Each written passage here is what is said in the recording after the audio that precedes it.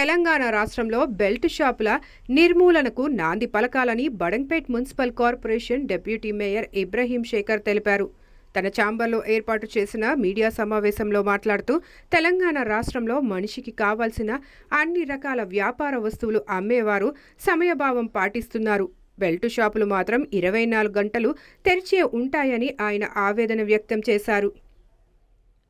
మధ్యతరగతి కూలీ పని చేసుకునేవారు ఈ బెల్ట్ షాపులకు ఎక్కువగా అలవాటు పడుతూ మద్యానికి బానిసలుగా అవుతున్నారని పేర్కొన్నారు.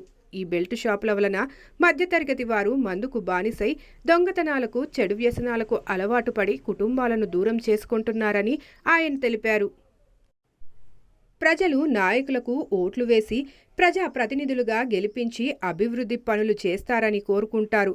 అభివృద్ధి చేయడం అంటే రోడ్లు వేయడం, స్ట్రీట్ లైట్లు వేయడం, డ్రైనేజీ, ఇంటికి నల్లా కనెక్షన్ ఇవ్వడం ఎంత ముఖ్యమో ఈ బెల్ట్ షాపులను నిర్మూలించడం అంతే ముఖ్యమని వారు తెలిపారు. ఇప్పటికైనా సంబంధిత అధికారులు బెల్ట్ షాపులపై చర్యలు తీసుకోవాలని కోరారు. అందరికీ జై భీమ్. ముఖ్యంగా తెలంగాణ ప్రజలు, అందులో బడంగ్పేట్ మున్సిపల్ కార్పొరేషన్ ప్రజలకు నూతన సంవత్సర శుభాకాంక్షలు తెలుపుతున్నా. అదేవిధంగా అడ్వాన్స్ సంక్రాంతి శుభాకాంక్షలు కూడా తెలుపుతున్నా. నా పేరు ఇబ్రాహీం శేఖర్. నేను బడంగ్పేట్ మున్సిపల్ కార్పొరేషన్ డిప్యూటీ మేయర్ను మరియు Bahujan Samaj party state coordinator కూడా. ఈరోజు ఈ ప్రాంత ప్రజలకు మరియు తెలంగాణ రాష్ట్ర ప్రజలకు ఒక విషయం మీద సమాచారం ఇవ్వాలనే ఆలోచనతో ఈరోజు ప్రెస్ మీట్ పెట్టడం జరిగింది. మాది సొంతం బాలాపూర్ గ్రామం. మా బాలాపూర్ గ్రామం అది బడంగ్పేట్ మున్సిపల్ కార్పొరేషన్లోకి వస్తుంది. ఆ బాలాపూర్ గ్రామంలో మున్సిపల్లో యువకుడు బండారి సత్యనారాయణ సుమారు 30 సంవత్సరాలు ఉంటాడు. అతనికి ఒక భార్య, 2 పిల్లలు, ఒక కొడుకు, ఒక బిడ్డే. 5 సంవత్సరాలు, 3 సంవత్సరాలు. ఈరోజు బండారి సత్యనారాయణ అంటే అబ్బాయి యువకుడు చనిపోవడం జరిగింది. ఈ చనిపోవడానికి కారణం అతనికి ఏదో లాంగ్ స్టాండ్ డిసీజ్ లేదు. షుగరు, బీపీ, కిడ్నీ, లేకపోతే క్యాన్సరు, ఇంకేమన్నా లీవరు, ఇట్లా మనిషి చనిపోయేంత రోగాలు ఏం లేవు అతనికి. నిన్నటి వరకు కూడా యాక్టివ్ ఉన్నాడు. ఉద్యోగం కూడా చేసింది. ట్రాక్టర్ డ్రైవర్ చేసేవాడు, మున్సిపల్లో ట్రాక్టర్ డ్రైవర్ చేసేవాడు. సడన్గా మార్నింగ్ ఫోన్ వచ్చింది, మన మున్సిపల్లో పనిచేసే అబ్బాయి చనిపోయిండు అని. ఎందుకంటే కారణం తెలుపలే, బ్లడ్ వామిటింగ్ చేసుకొని చనిపోవడం. వివరాల్లోకి వెళ్తే, ఎంక్వైరీ చేస్తే ఆ విషయం నాకు కూడా తెలుసు.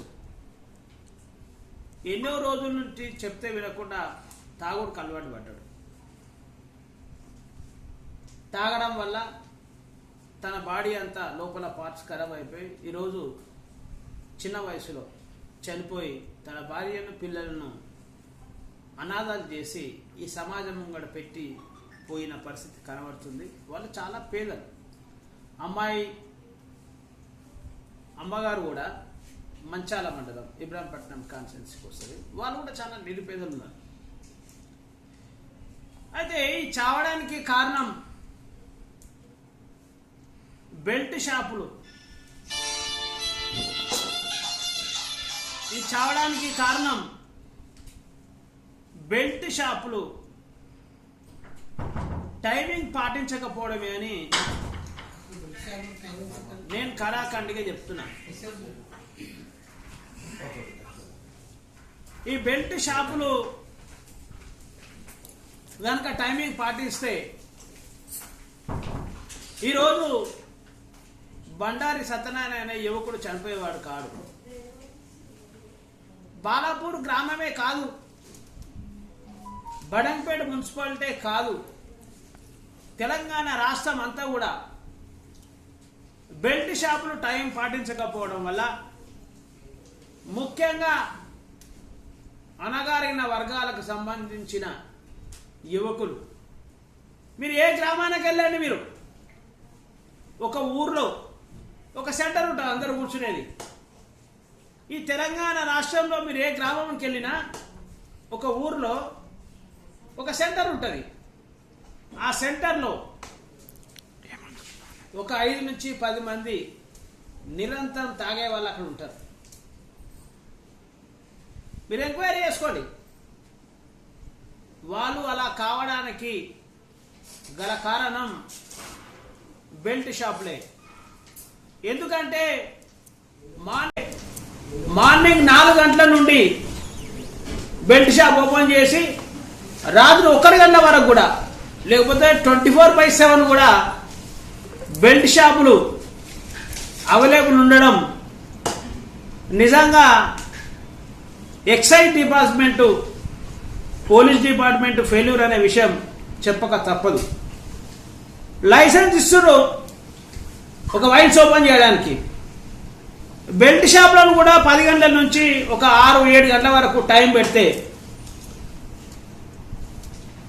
కొంతమందన్నా కొంతమేరకైనా ఇది ప్రజలను, ముఖ్యంగా పేద వర్గాలను కాపాడే అవకాశం ఉంది. ఎందుకంటే వైన్ షాప్లో ఉద్ధరించే అవకాశం లేదు, కానీ బెల్ట్ షాపులు ఉద్ధరించే అవకాశం ఉంది. వాళ్ళు తాగి తాగి తాగి తాగి వాళ్ళకి ఇవ్వకపోతే గడబడి చేస్తారు అని కూడా బెల్ట్ షాపులలో ఉద్ధరణ తెచ్చే పరిస్థితి రావడం వల్ల అది కంటిన్యూగా ఎక్కువయ్యే పరిస్థితి వచ్చి ఈరోజు తెలంగాణలో చాలామంది యువకులు ఒకవైపు గంజాయితో కాలేజీ కుర్రాళ్ళందరూ కూడా మత్తు పానీయాలకు దగ్గర అయిపోయి ఆ విధంగా వాళ్ళ జీవితాలను ఖరాబ్ చేసుకుంటే, మరో రంగం మరోవైపు బెల్ట్ షాపుల వల్ల ముఖ్యంగా పేదలకు నష్టం జరుగుతున్న విషయాన్ని నాటి టీఆర్ఎస్ ప్రభుత్వం, నేటి కాంగ్రెస్ ప్రభుత్వం ఇది గుర్తించాలనే విషయం కూడా మేము స్పష్టం చేస్తున్నాం. ముఖ్యంగా పోలీస్ డిపార్ట్మెంట్ కూడా, ఎక్సైజ్ డిపార్ట్మెంట్ కూడా మీరు కంట్రోల్ చేయకపోవడం అంటే ఈ పేద వర్గాలకు మీరు అన్యాయం చేసిన రైతులు అనే విషయం కూడా స్పష్టం చేస్తున్నా. మీరు ఏ గ్రామంలోనే ఎంక్వైరీ చేయండి, పోలీస్ డిపార్ట్మెంటు లేకపోతే ఎక్సైజ్ డిపార్ట్మెంటు. ఫర్ ఎగ్జాంపుల్ ఈ బడంగపేట మున్సిపల్ కార్పొరేషన్ పరిధిలో యాజ్ ఏ డిప్యూటీ మేయర్గా నేను ఒక ప్రెస్ మీట్ పెట్టినా అంటే బాలాపూర్ పోలీస్ స్టేషన్ వస్తుంది, లేకపోతే మీర్పేట పోలీస్ స్టేషన్ వస్తుంది, లేకపోతే ఆదిపట్ల పోలీస్ స్టేషన్ వస్తాయి.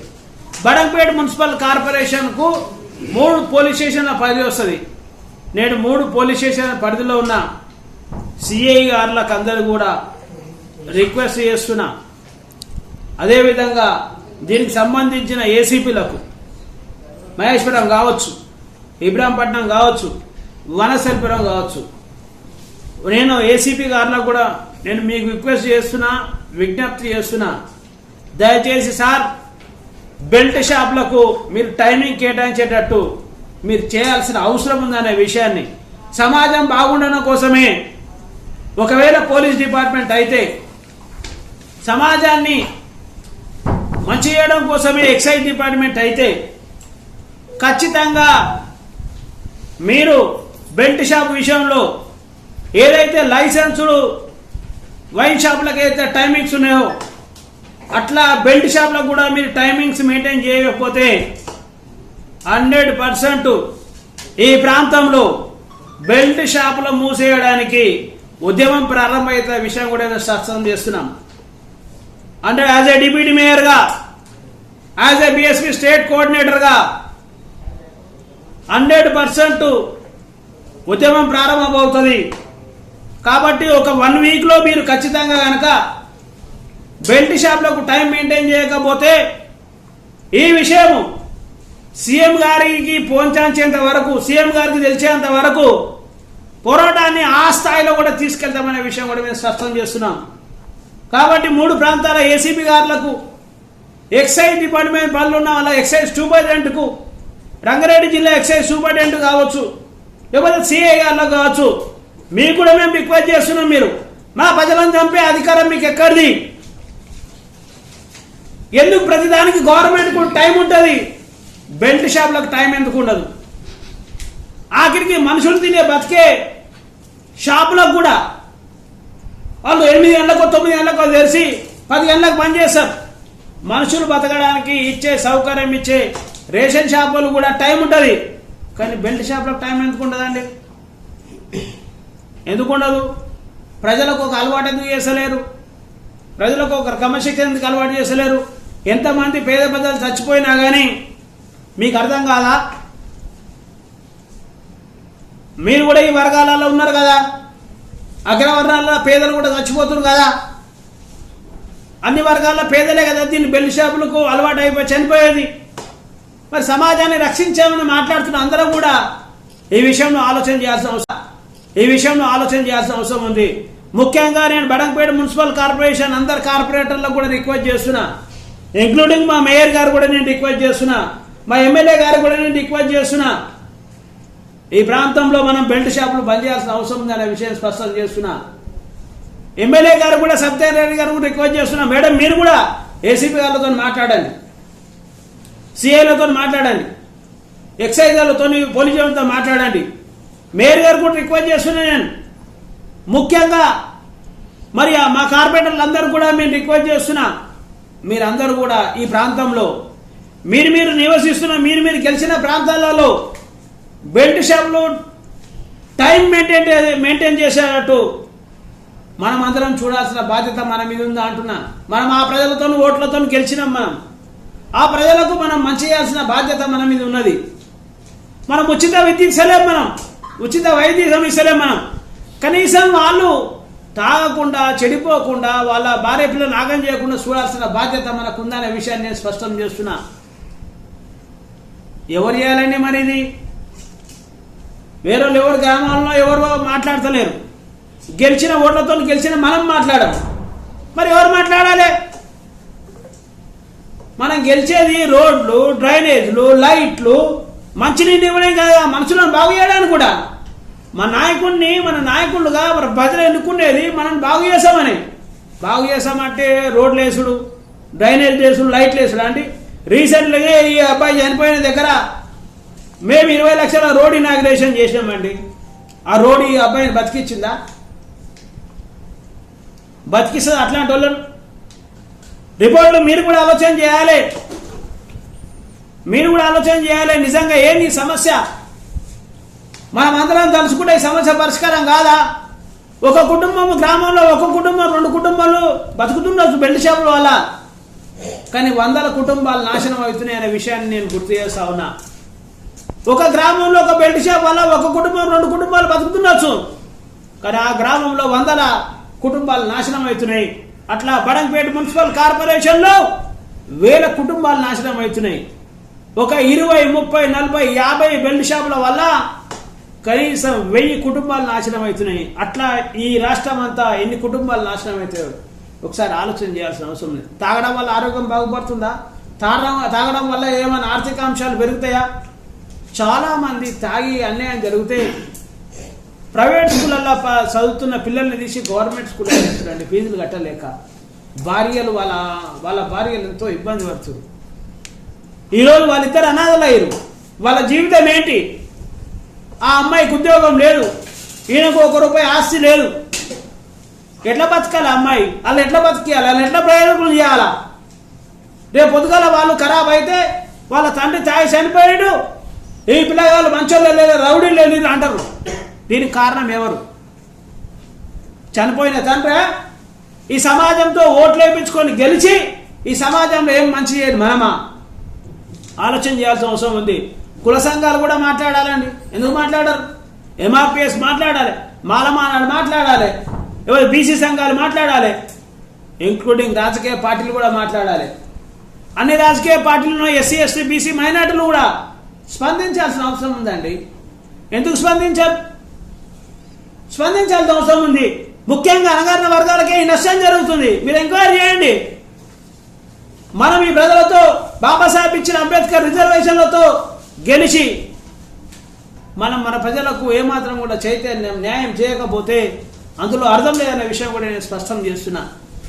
కాబట్టి మరొకసారి పోలీస్ డిపార్ట్మెంట్కు, ముఖ్యంగా బాలాపూర్ పోలీస్ స్టేషన్, మీర్కోట్ పోలీస్ స్టేషన్కు, ఆదిపట్ల పోలీస్ స్టేషన్ల పరిధిలో ఉన్న ఏదైతే ఎక్సైజ్ డిపార్ట్మెంట్ కానీ లేకపోతే ఏసీపీ ఎవరైతే ఉన్నారో మహేశ్వరం ఏసీపీ గారు, ఇబ్రాహీంపట్నం ఏసీపీ గారు, లేకపోతే వనస్థలిపురం ఏసీపీ గారు, ఖచ్చితంగా మీరు దీన్ని కంట్రోల్ చేయాల్సిన బాధ్యత మీకు ఉంది అని, చేయాల్సిన అవసరం కూడా మీకు ఉంది అని, చేయాలని కూడా మేము మీకు రిక్వెస్ట్ చేస్తూ ఉన్నాము. ఈ అణగారిన వర్గాల తరఫున, ఈ పేద ప్రజల తరఫున ఎక్సైజ్ డిపార్ట్మెంట్ కూడా మీరు దీన్ని కంట్రోల్ చేయకపోతే ఖచ్చితంగా రాబోయే రోజుల్లో ఈ బెల్ట్ షాప్ల మీదనే పెద్ద పోరాటం చేయాల్సిన పరిస్థితి వస్తుందనే విషయం కూడా స్పష్టం చేస్తున్నాం.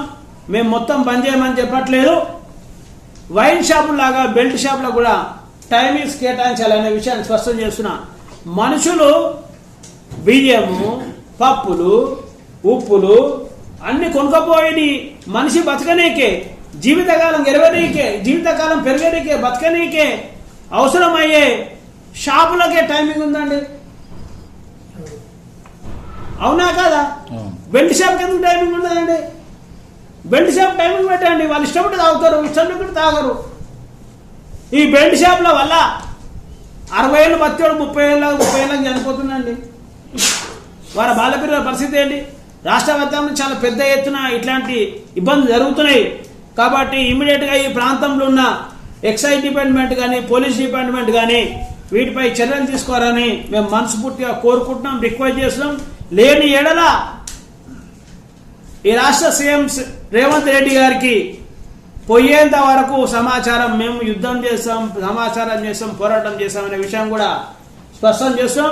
పార్టీలకు అతీతంగా ఈ సమస్యపై మనమంతరం పోరాటం చేయాల్సిన బాధ్యత మన మీద ఉందని, ఈ పార్టీ ఆ పార్టీ అని, కాంగ్రెస్, టీఆర్ఎస్, బీజేపీ, బీఎస్పీ అని కాకుండా అన్ని పార్టీలకు సంబంధించిన లీడర్లు, అన్ని సంఘాలు, కుల సంఘాలు అని, సామాజిక సంఘాలు అందరం కూడా మనం కలిస్తే తప్ప ఈ సమస్య మనం పరిష్కారం చేయలేం. కాబట్టి వీళ్ళందరూ కూడా మన ప్రజలు కాబట్టి వీళ్ళను చేయాల్సిన బాధ్యత, వీళ్లకు మంచి చేయాల్సిన బాధ్యత మన మీద ఉందని తెలియజేస్తూ మరి దీనిపై చర్యలు తీసుకుంటారని, ఇంకో సత్యనారాయణ ఏదైతే బండ సత్యనారాయణ ఏదైతే చనిపోయిండో అట్లాంటి చావు ఇంకోటి చావకుండా మనం చూడాల్సిన బాధ్యత మనందరి మీద ఉందనే విషయాన్ని స్పష్టం చేస్తూ ఈ విషయాన్ని కూడా